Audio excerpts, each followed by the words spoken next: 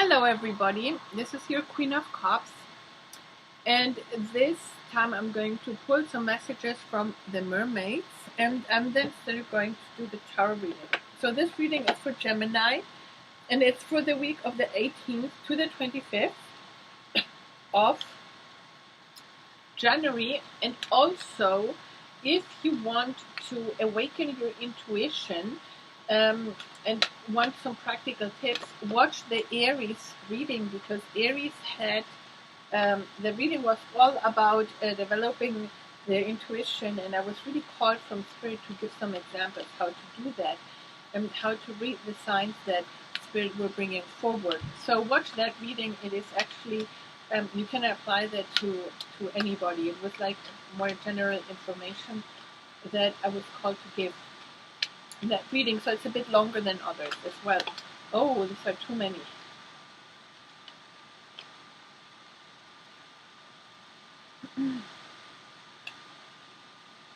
That is too much. So, what else? Okay.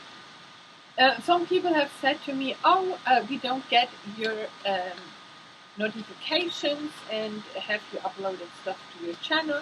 So yes, you have to when you subscribe to my channel or to any channel, you have to press the icon with the bell so that you get notifications, right?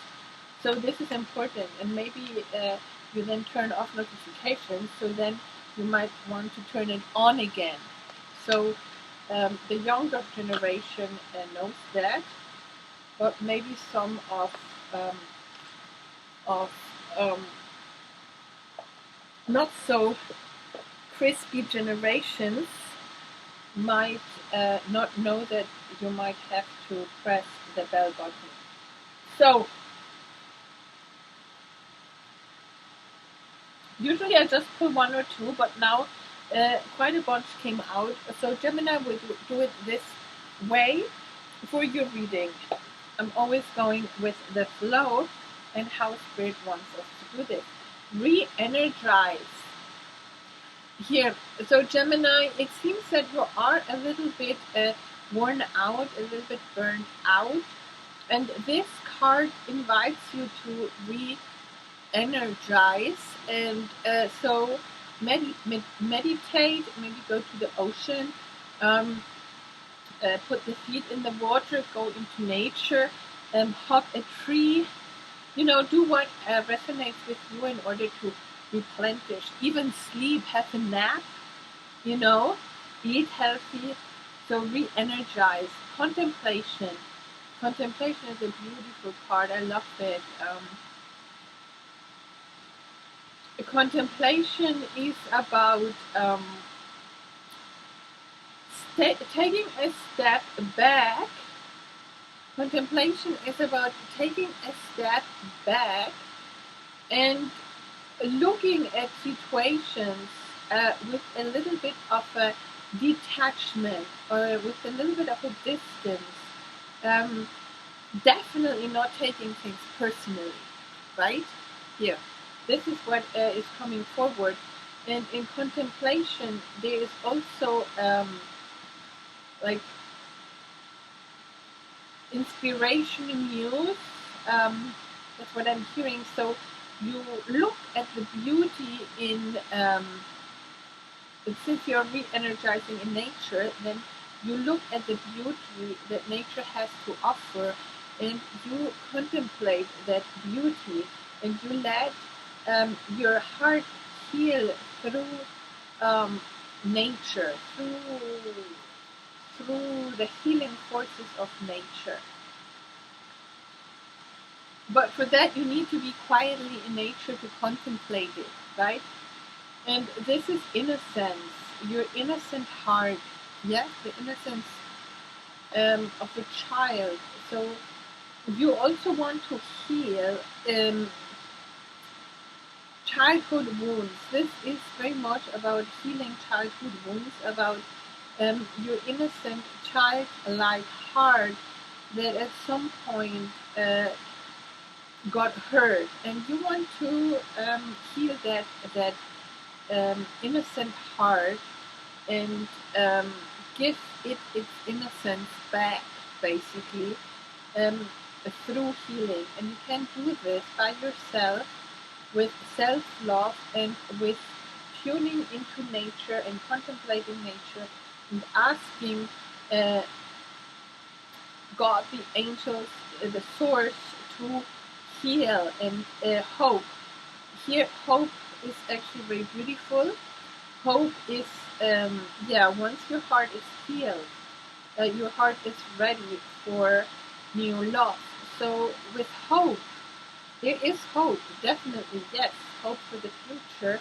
Um, and you can see that even though you might be in this mess here, in this more,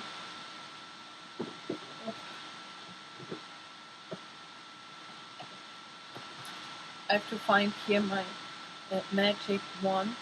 So here the waters are a little bit darker, a little bit, there are still stormy clouds here that are passing already, right? But here's the rainbow. You can see the rainbow, and here's the sun coming here. So if you would turn around and swim towards this beautiful rainbow and where the sun is, you know, you could turn this situation around, and there is hope over there for sure. But the healing has to take place first.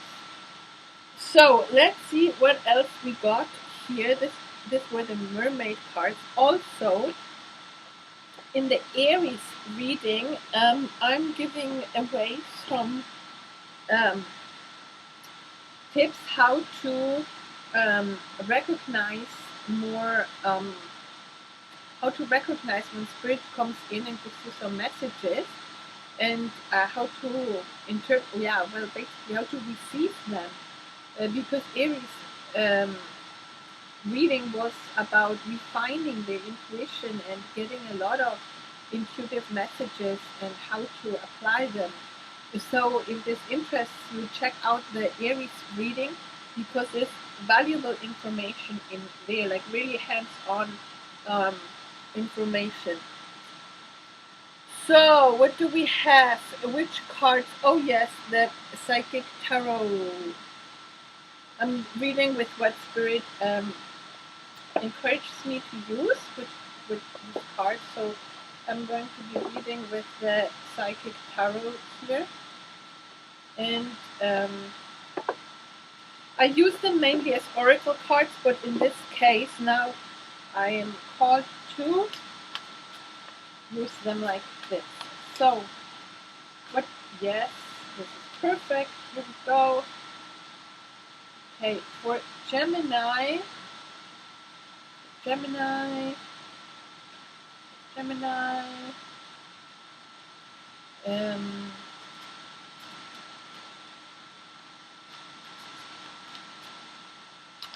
what else do we have for Gemini?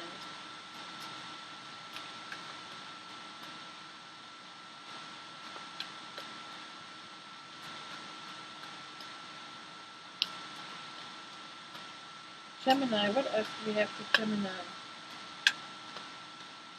Yes, the heart chakra. Okay, this is it. I heard this is it. Okay. So, Gemini, now we continue this reading with emotional loss. Yes, look at this card. It's about emotional loss. It is the Five of Hearts. And the guy is definitely, see, the guy is holding his hands over his heart. So it is about healing the heart here. See, this is the same gesture, is in the innocent heart.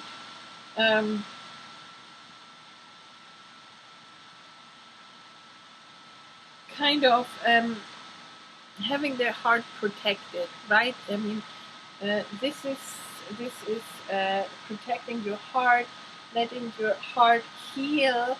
Yes, getting your heart strong again, empowering yourself, standing in your owning your knowing, owning your worth,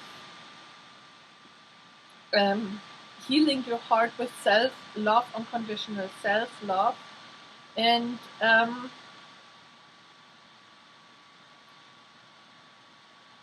And the spiral here that you can see in the background, here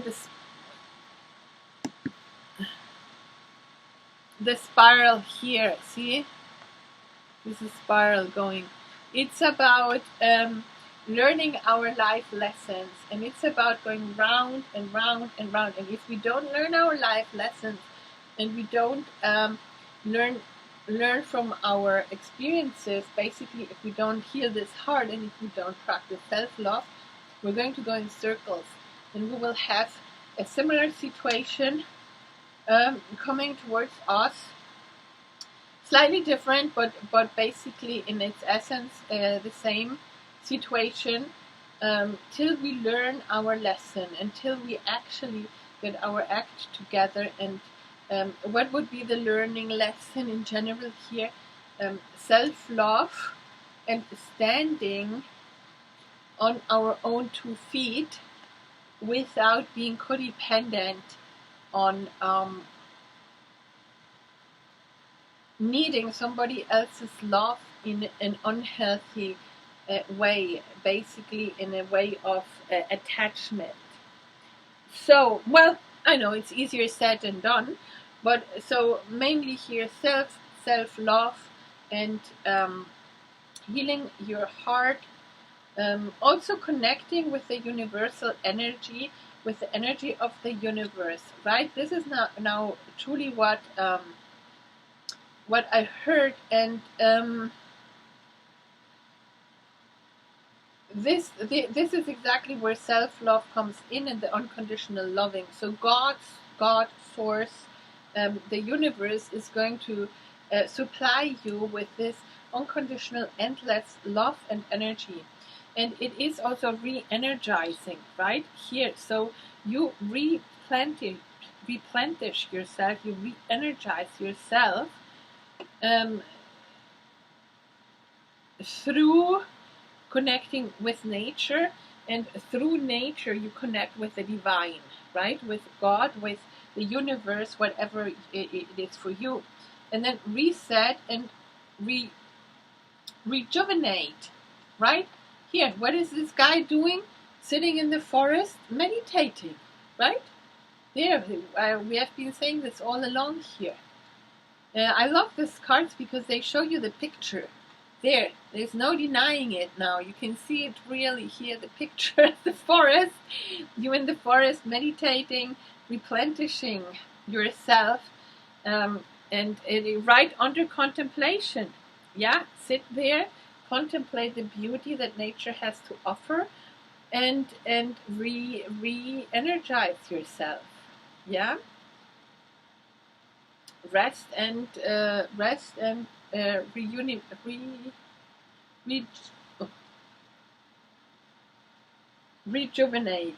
There we go. Now we have deception and envy. This is the 7 of Swords, actually, and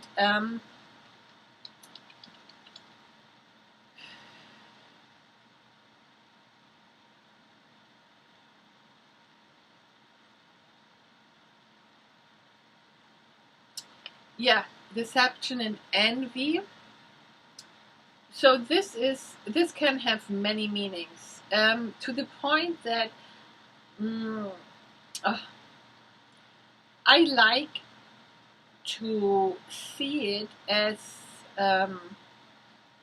buying into the misconception of limiting beliefs, right? So you have a limiting belief that you're not good enough, you're not worthy enough, whatever your limiting belief is, right? And then you buy into that limiting belief, and you don't even realize that this is a limiting belief, that this is not true. Yes, and this then makes you wear a false self-mask at the end of the day, and that makes you then not see the situation really clearly, because you are still acting and thinking from the point of your perception, which is ruled by a limiting belief. Yes, and especially with the innocence of your heart. What does this mean here? That there was some childhood wounding. I perceived that very strongly when I picked up this card.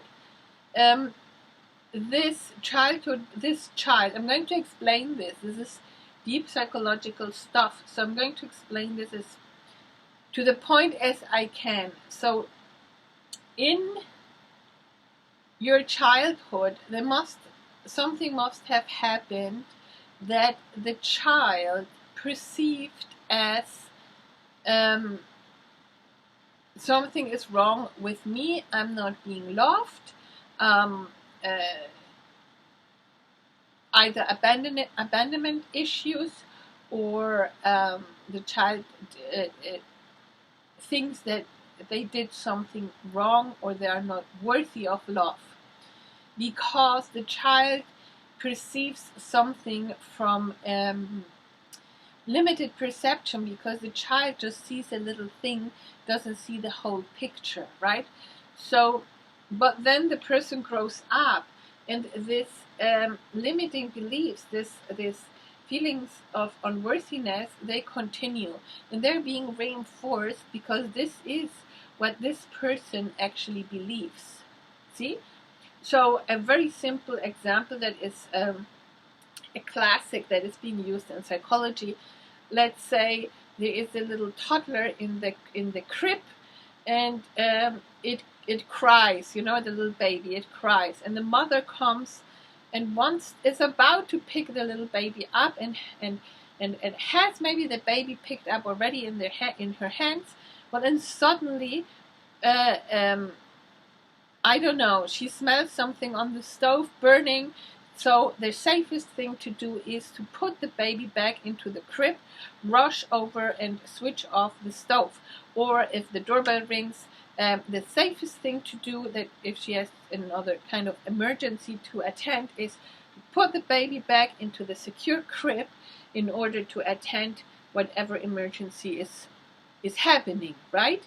So the baby does not perceive it this way. The baby just perceives it that he cries, somebody's coming, it's about to pick him up, but no, the baby is being put back or not even being picked up. So the baby just perceives the rejection of the loving person that still comes in there, but does not finish the job, basically, right? So the baby psychologically perceives it as a rejection, and this is basically where psychologically abandonment issues start, because with time, this experience is then being manifested over and over and over again, unconsciously, later on even consciously, and then we end up with I'm not good enough, right? And then we have abandonment issues. See? So, and this is just an example. There are tons and tons of events that might have led to something like this. I'm just picking a classic example that is being used to show this experience. So now, as an adult, you have to start to understand that and look carefully what your limiting beliefs are. See? And sometimes you might not even recognize them because you are so used to them. You have lived with this deception your entire life. So, sorry to say this, but this is exactly where then courses like Awaken Your Intuition, Transform Your Life comes in, where I also work with limiting beliefs, so that you can experience unconditional love and self-love and empowerment, so that you understand that you are actually worthy of God's love, right? And that can just happen if we systematically work on where are these limiting beliefs coming from, which are these limiting beliefs, and where you start to forgive yourself and others for these limiting beliefs, and put this, let go of them and substitute them with more appropriate, more mature, more up-to-date beliefs, right?